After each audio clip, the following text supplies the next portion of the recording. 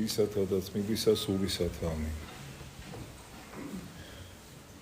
უპირველეს ყოვლისა თქვენთან ერთად გამოვხატავ დიდ წუხილს, ტკივილს ჩვენი პატრიარქის, სრულიად საქართველოს კათოლიკოს პატრიარქის ილია მეორის გარდაცვალებასთან დაკავშირებით. ძალზედ ბევრი ითქვა ამ დღეებში, კიდევ ალბათ ძალიან ბევრი ითქმება. ითქმება ისეთი შემთხვევებიც, რომლის შესახებაც აქამდე თავს იკავებდნენ, იმიტომ რომ პატრიარქის ქველმოქმედება და კეთილი საქმეები მისი ცოცხლეში დაეფარათ.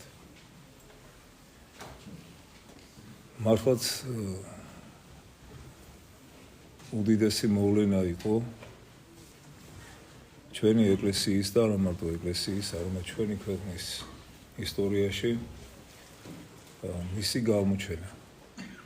თითქოს და არა ხოლოდან თითქოს არამედ მართლაც რეალურად ასე იყო უკუნ სიბნელეში, ურწმუნოების სიბნელეში მყოფი ერი გაანათლა მზე სარწმუნოებისა, რომელიც შემოიტანა სწორედ ჩვენმა პატრიარქმა. ჩვენს ცხოვრებაში, თითოეული ჩვენთაგანის ალბათ ცხოვრებაში. მე მახსოვს, რომ როდესაც პატრიარქი აღასაყდრეს, ეს მოხდა 1977 წელს, მაშინ დაუმთავრე მე სკოლა. ჩვეულებრივი თბილისელი ბიჭები ვიყავით და სამწუხაროდ სპენისაგან შორს. ხოლოდან ჩვენი ძმენა გამოიხატებოდა იმაში, რომ სანთელს დავანთებდით და ეკლესიაში შევიდოდით ხანდახან.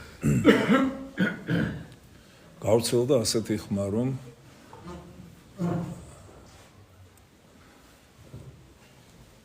საქართველოს ეკლესიას ყავს ახალი პატრიარქი.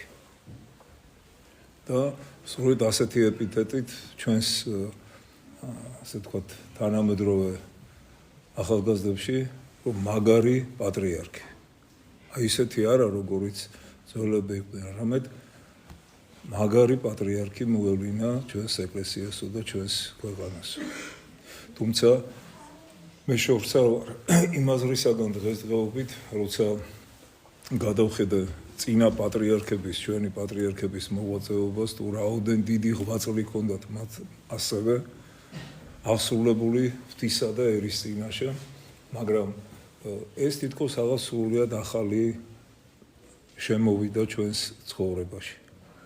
და გამოვდ რომ და სწორედ ერთ-ერთი ფაქტორი იმისა, რომ ჩვენ ეკლესიაში მოვედით, გამსაზღვრელი ამისა იყო პატრიარქი. რადგანაც ჩემი მოძღვარი პირადად მისმა ქადაგებებმა და მისმა ცხოვრება მოიყვანა ეკლესიაში. მე უკვე ჩემი მოძღვრისგან მოვედი ეკლესიაში და ასე რამდენი ადამიანი, რამდენი ახალგაზრდა შემოიკრიბა უწმინდესმა თავის ირგვლივ და დააყენა ისეთი ადამიანები. ზოგი განათლებული თქვა სხვადასხვა ინსტიტუტებიდან ახალგაზრდა ბიჭებზე მაქვს საუბარი, ზოგი ქუჩიდან, ზოგი სპორტიდან, ყველა სფეროდან შემოიკრიბა ადამიანები თავის ირგვლივ და დაიწყო ახალი ერა ჩვენი ერის ცხოვრებაში და ეკლესიის ცხოვრებაში. წარმოიდგინეთ, რამხელა ძნეხის წინაშე იდგა ჩვენი პატრიარქი. კომუნისტური რეჟიმი მაშინ ფლობდა ისეთ სადავეებს, ხელთ რომ ბუნებრივია, რომ არ უნდა გაძლიერება ისეთი ინსტიტუტისა ჭყალებში პირობითად ვამბობ ამას, როგორც ეკლესია და უნდა რომ მის მორჩილებაში ყოფილიყო. და ხედავდა იმას, რომ პატრიარქის აი ამ ღვაწლით, ამ შრომით ხელიდან ეცლებოდა ეკლესია. კარგავდა სადავეებს მის წინაშე და ყალიბდებოდა ეკლესია ისეთი, როგორიც უნდა ყოფილიყო რეალურად, თავისი დანიშნულებით. აი ასეთი მოკლე ისტორიული ექსკურსი პატრიარქის გამოჩენასთან დაკავშირებით და შემდეგ უკვე მისი ღვაწლის შესახებ შეიძლება ძალიან ბევრი რამ თქვა მე პირადად, რასაც მე შევხები ვარ, მხოლოდ რამოდენიმე შემთხვევას გამოხობ. ერთ-ერთი პირველი ახლა ურთიერთობა მასთან მქონდა, მას შემდეგ რაც მან მაკურთხა დიაკვნად, შემდეგ მაკურთხა მხოლოდ ერთ კერძო საკითხზე, რომელიც საეკლესიო ტიპიკონს ეხებოდა და მორიდებით და თხოვნით მიმართა, რომ ამ ტიპიკონთან დაკავშირებით თუ შეიძლება რომ აი ესე გავაკეთოთ თქვი და ძალიან გამიბრასდა. შენ ხა გუშინ გაკურთხეთო და ესო ათეული წლებია ჩვენთან ეკლესიაში ესე არის და ხა გინდა რომ შენ აქ რაღაც ცვლილება შემოიტანო და ძალიან გამიბრასდა, დამტუქსა ხო და წამოვედი. რამოდენიმე დღის შემდეგ დამიძახა თვითონ. და მოდი ესე გავაკეთოთ. სულტურად ნარად შვიდად ესე გავაკეთოთ და დააბალანსა ის ჩემი თხოვნა და თავისი პოზიციები ჩვენში არსებულ ტრადიციასთან დაკავშირებით. ეს კიდევ არაფერია. მე მინდა აქ ყველაფერი მე მინდა რომ პატრიარქთან დაკავშირებით თქვა. აქ ჩვენზე არ ვლაპარაკობ, უბრალოდ ეს ჩემი შეხებანი იყო პატრიარქთან და იმიტომ აღვნიშნავ ჩემ თავს. ასე ძალიან ბევრი შემთხვევა აქვს პატრიარქს გავლილი, რომ ბევრს უსმენდა და ყველას უსმენდა და სხვათა შორის ეს ძალიან ისეთი მნიშვნელოვანი და აუცილებელი თვისებაა პატრიარქისა და საერთოდ ეპისკოპოსისა, რომ შეხვდეს როგორც სამღვდელოებას, ასევე ერს, მრევლს. გახსოვთ ივანე მოწყალის შემთხვევა, კვირაში 2 დღე ჰქონდა გამოყოფილი დილი და საღამომდე ღებულობდა სასულიერო პირებსა თუ მრევლს სხვადასხვა საკითხებთან დაკავშირებით. ასე უნდა იყოს, ასეთი ცოცხალი უნდა იყოს ურთიერთობა პატრიარქისა თუ ეპისკოპოსისა სამღვდელოებასთან და მრევლთან. ეს ისე პატარა გადახვევა. და შემდეგ ასეთი მოვლენა, რომელმაც მთელი ჩვენი ეკლესია მაშინ შეაშფოთა, ეს ეხებოდა თითქმის დიდ და მზარდ განხეთქილებას ჩვენს ეკლესიაში.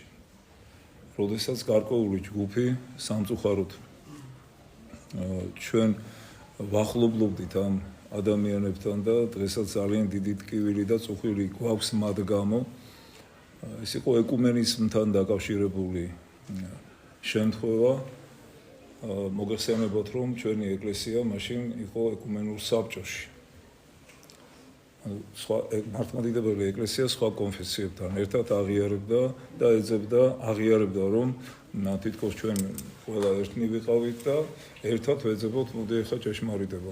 ესეთი დანიშნულება აქვს ეკუმენურ საბჭოს, რომ თითქოს ჭეშმარიტება ყველგან არის და ამას უნდა რაღაცნაირად გააზრება და დადგინება ამ ჭეშმარიტებას. ესეთი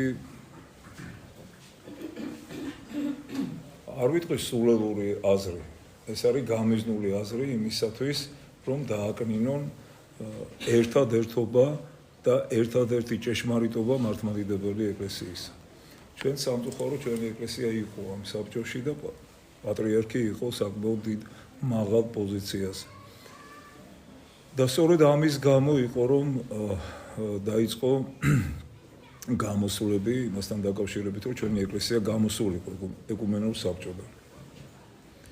და ძალიან ძნელი იყო ხა ამის გაკეთება პატრიარქისთვის, იმიტომ რომ ჯერ უწმინდესი ასეთი დონის პიროვნება იყო უკვე სოფლიოში აღიარებული, მიღებული პიროვნება ერში ასეთი დიდი პატივისცემით სარგებლობდა და მას უნდა ეთქვა, რომ მიცით რა, ეკამდე ვწდებოდი ჩვენ და ეხლა უნდა გამოვიდეთ ეკუმენური საბჭოდან და მან ეს გააკეთა.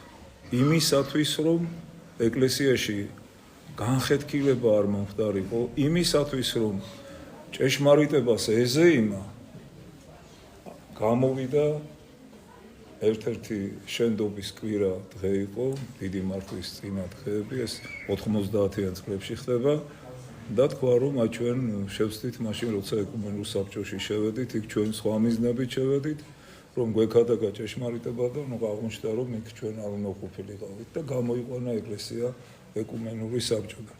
რაოდენ დიდი პიროვნება უნდა იყო, რომ აი ეს გამოაცხადო. მე ამას წინა თქვი საუბარში რამოდენიმე დღის წინ და ახლა მინდა გავიმეორო რომ ჩვენ ერთ-ერთში გვიჭირს ხოლმე რომ შენდობა ვითხოვოთ რაღაც ჩვენი შეცდომის გამო ერთ-ერთში და პატრიარქი ამდენად დიდი პიროვნება ამბიონზე დადგა და ყველასგან შენდობა ვითხოვა რომ მან აი როდისღაც რაღაც მстаრი ნაბიჯი გადადგა აი ეს შეეძლო უწმინდეს ეს არის ძალიან დიდი ღვაწლი პიროვნული ღვაწლი მისი და შემდეგ რა მოხდა ეხა გარდა იმისა რომ ეს განხეთქილება მომენტალურად ჩაცხრა სამწუხაროდ დარჩენით რამოდენიმე ადამიანი გზადაბნეული და ღმერთმა უშველოთ მაგრამ ეს დამთავრდა ჩვენთან ჩვენს ეკლესიაში ჩაცხრა მაგრამ ამასთან დაკავშირებით ამხედრდა არა მარტო აქ არსებული ეგრეთ წოდებული წითელ ცისფერი ინტელიგენცია არამედ თვითონ ეკლესიაში არსებული ასეთივე აზროვნების ბიუროკრატიული ეკლესიის სწავლებიდან შორს გამდგარი აზროვნების სასულიერო პირები და მათ შორის უმაღლესი იერარქია და დაუპირისპირდნენ პატრიარქს როგორ შენ ეს რატომ გააკეთე სოფლიო პატრიარქი რომელიც დღეს აქ ჩამოდის ეხლა საქართველოში და ნუ ვიტყვით და პატრიარქის გაცილება უნდა პანაშვიდის გადახდა უნდა იბარებს ჩვენს პატრიარქს კაპადოკიაში იქ მას ახლავს სოფლიო პატრიარქს ალექსანდრიის პატრიარქი და ეს ორი პიროვნება ჩვენს პატრიარქს აი პირდაპირ კაცრად თხოვენ რომ დაბრუნდეს ეკუმენურ საბჭოში პატრიარქმა მათ უთხრა რომ ეს მარტო ჩემი გადასაწყვეტი არ არის ეს უნდა გადაწყვეტოს წმინდა სინოდმა და მორწმუნეებმა მიხვდა მსოფლიო პატრიარქი რომ ეს უარი იყო და ჩაილაპარაკა და რა ჩაილაპარაკა ამას მე თქვენ ვერ გეტყვით არ მინდა რომ ეს თქვა და დაიწყო არნახული დევნა პატრიარქისა საქართველოში აი ეს მოვლენები რაც სააკაშვილთან არის დაკავშირებული რომ პროგრამებიც კი ჰქონდათ მასმედიის საშუალებით შედგენილი ეკლესიისა და პატრიარქის საწინააღმდეგო მერე მიხვდნენ რომ შეცდომას უშვებდნენ და ასეთი ქვესათაური გააკეთოს მოდი ვაქოთ პატრიარქი ეკლესიის ლანძღვის ფონზე შემდეგ ასეთ მეთოდებზე გადავიდნენ ეს მთელი დაპირისპირება გადმოვიდა პატრიარქს ამასთან დაკავშირებით ეს ყველაფერი პატრიარქმა დაითმინა და ბოლომდე იმიტომ არის მსოფლიოში ყველა ბრმა და მორწმუნე სასულიერო პირი თუ ერის ადამიანი ასეთ პატივს სცემს ჩვენს პატრიარქს რომ მან დაიცვა ჭეშმარიტება იმ დროს და მერეც რა თქმა უნდა კრეტის კრება ავიღოთ 2016 წლის როდესაც იგივე ბართლომეუსმა მოიწვია ეს კრება და ღებულობდნენ ანტიეკლესიურ დადგენილებებს რამოდენიმე პირდაპირ ეწინააღმდეგებოდა დადგენილება ეკლესიის სწავლებას საქართველოს ეკლესიამ ხელი არ მოაწერა რამოდენიმე სხდომის შემდეგ საერთოდ დატოვა ეს კრება საბუნებრივია რა განწყობა ექნებოდა მსოფლიო პატრიარქს და დღეს ხო უკვე გასაგებია ხა რა მიზნით ჩამოდის აქ სწორედ ის არის ავტორი უკრაინაში განხეთქილების შემოტანის და სქიზმატური ცრუ ეკლესიის დაფუძნების დღესაც მისი აქ ჩამოსვლა ამას ემსახურება ამას მე იმიტომ ვამბობ რომ თქვენ იცოდეთ რომ სოფლიო პატრიარქი არის მხოლოდ უპირატესი ძმათა შორის და მას არანაირი ხელისუფლება არ აქვს არც ერთ პატრიარქზე და არც ერთ ადგილობრივ ეკლესიას ჩვეულებრივი თანაბარი ეპისკოპოსი და მეც აღარ შევაჩერებ თქვენს ყურადღებას ახლა ისეთ პიროვნებაზე ვსაუბრობთ როგორი ჩვენი პატრიარქი რო ყურადღება გამომახვილობს სოფლიო პატრიარქზე რომელიც ეკლესიის სწავლებიდან აბსოლუტურად განდგომილია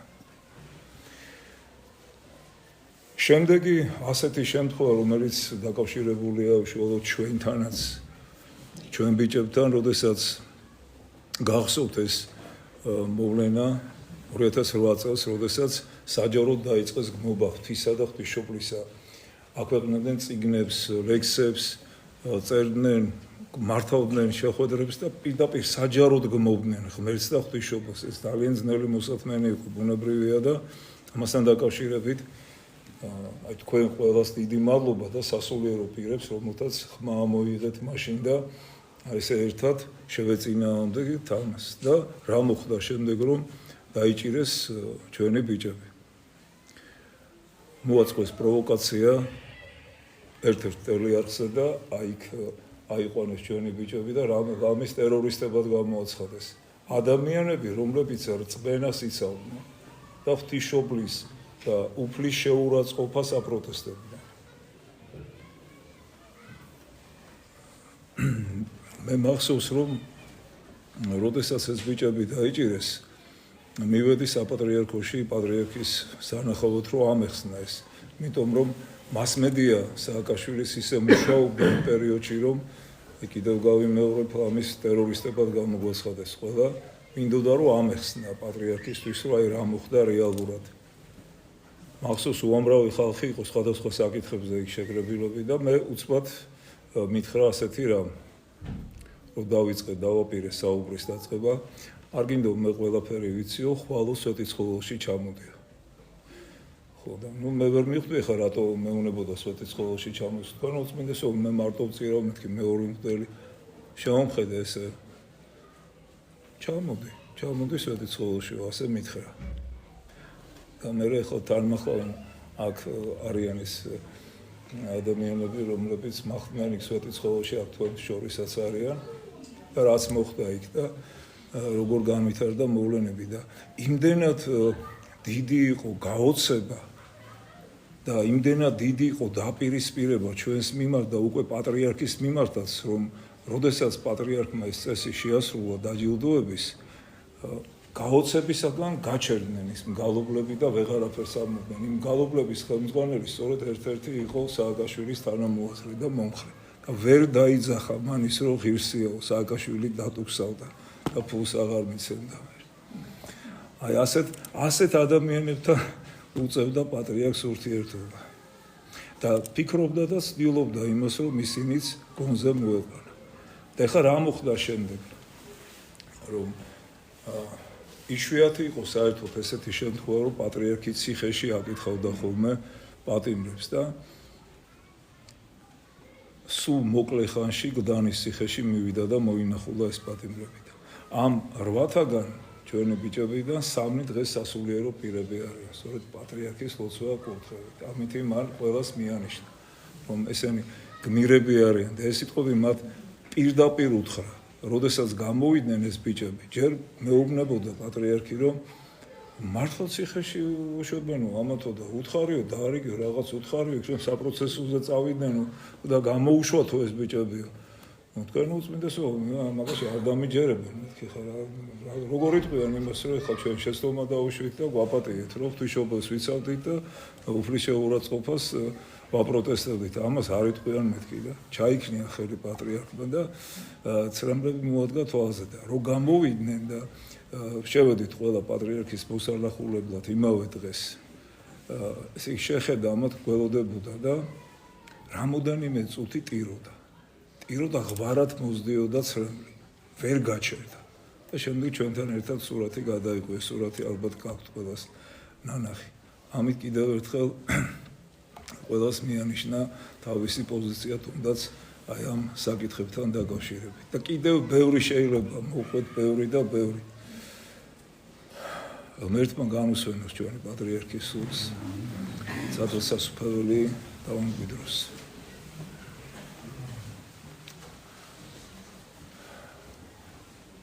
ზოგმა მოახერხეთ გამომშვიდობება, ზოგმა ვერ მოახერხეთ, მაგრამ ეს არ არის მნიშვნელოვანი, მთავარია რომ ჩვენ ლოცვებში მოვისწენიოთ პატრიარქი, აი მოკლე ლოცვა ასეთი რომ თქვათ ყველამ როგორც იესოს ლოცვას ვამბობთ, განუსვენე უფალო სულსა მონისა შენისა პატრიარქისა ილიასი. განუსვენე უფალო სულსა მონისა შენისა პატრიარქისა ილიასი. აი ასე რომ ვილოცოთ, ფსალმუნები წაუკითხოთ, საზოგადო ლოცვებში, პანაშვიდებში, წირვებში მოვიხსენიოთ, რაც შეიძლება ხშირად და აი შემდეგ უკვე როდესაც დღეს დაიგრძელება პატრიარქი, მე გამოვაცხადებ ერთხელ და ერთ დღეს შევარჩევთ იმისათვის, რომ ყველა ერთად მივიდეთ, როგორც ჩვენი მამები, ასევე მრევლი და იქ გადავიხადოთ პანაშვიდი ჩვენი ლამაზი ულამაზესი პიროვნების პატრიარქის მოსახსენიებლად. ესეთი რამ შეიძლება მოკლედ ითქვას მის გამოჩინებასთან დაკავშირებით ჩვენ შორის. საქართველოს ესეთი მრავალსაუკუნოვანი ისტორია აქვს და ეს იყო რაღაც განსაკუთრებული დრო პატრიარქის ჩვენთან ყოფნის. შეიძლება ასე უწოდოთ ხატოვნად, როგორც უთქვიათ პოეტებს შეჩერდი წამო, შენ მშვენიერი ხარ. აი ეს შეიძლება უწოდოთ პატრიარქის ჩვენთან ყოფნას. ერთმა დაგლოცოთ და გაგვხსნათ.